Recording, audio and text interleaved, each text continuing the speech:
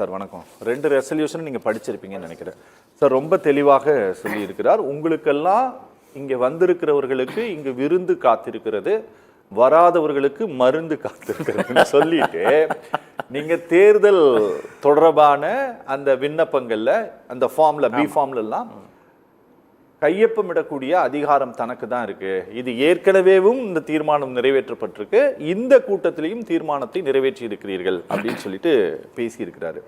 ரெண்டாவது, இந்த டாக்டர் ராமதாஸ் பேசியதில் ரொம்ப கவனிக்கக்கூடிய ஒரு விஷயம் என்ன அப்படின்னா சார், ஒரு 500 நபர்களை சமூக ஊடகத்தில் இணைத்திருக்கிறார் சேலம் சட்டமன்ற உறுப்பினர் அருள் அப்படின்னு சொல்லிட்டு. நான் ராமசுகுந்தன் சொன்னதோட நான் அதை இணைத்து கொஞ்சம் பார்க்க விரும்புகிறேன்.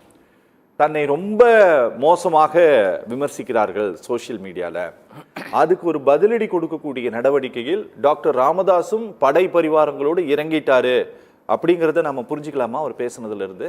இல்லை, ஆக்சுவலாக நீங்கள் மாற்று கருத்தே கிடையாது. என்ன காரணம்னா, இப்போது சொன்ன மாதிரி அவர் கடவுள்னு அவங்க அந்த அந்த அமைப்பினரால் கொண்டாடப்படுகிறார் இல்லையா. கடவுள்னு சொல்லக்கூடிய ஒரு இடத்துல உட்கார வச்ச ஒருத்தரை எவ்வளவு தரம் தாழ்ந்து விமர்சிக்க முடியும்? மாற்று கட்சியை விமர்சிக்கலாம், இல்லை மாற்று அமைப்பினர் விமர்சிக்கலாம், மாற்று சாதியினர் விமர்சிக்கலாம், பிரச்சனை இல்லை. ஆனால் இவ்வளவு நாள் நேற்று வரை அவர் கடவுளாக இருந்திருக்காரு.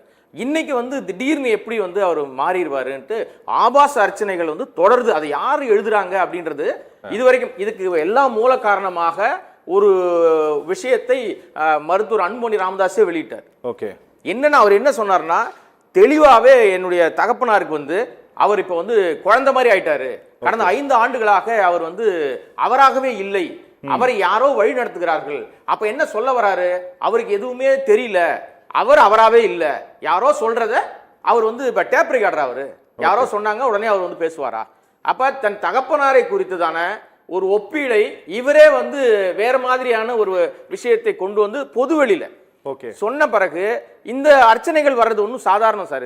இதை விட மிக மோசமான அர்ச்சனைகளை எல்லாம் பண்ணவங்கள மேலாம் இப்ப இவங்க மற்றவங்களாம் விட்டாங்க, மற்ற கட்சியினரையோ மற்ற சாதி அமைப்புகளையோ விட்டுட்டு இவங்களுக்குள்ளேயே யார் பெரியவர் அப்படின்ற போட்டியில நான் தான் இருக்கேன், எனக்கு சோசியல் மீடியா இன்னைக்கு டெக்னாலஜி மொத்தத்தையும் என் கண்ட்ரோல் எடுத்துக்கிட்டு நான் எல்லாமே பண்ண முடியும் அப்படின்றத பின்வாசல் வழியா அவர் செஞ்சுக்கிட்டு இருக்காருன்றதான் இந்த 500 பேரை சேர்த்திருக்காருன்னு ஒரு தீர்மானம் போடுவதற்காக, பாராட்டுவதற்காக அருளை கூப்பிட்டு சொல்றாரு, பாராட்டுறாரு. ஓகே, அது அப்படிதான் நம்ம பார்க்க வேண்டி இருக்கு. ஏன்னா போட்டி இன்னைக்கு வந்துருச்சு, அவங்க ஒரு கமெண்ட் போட்டா கீழே போய் நீ ஒரு கமெண்ட் போடு.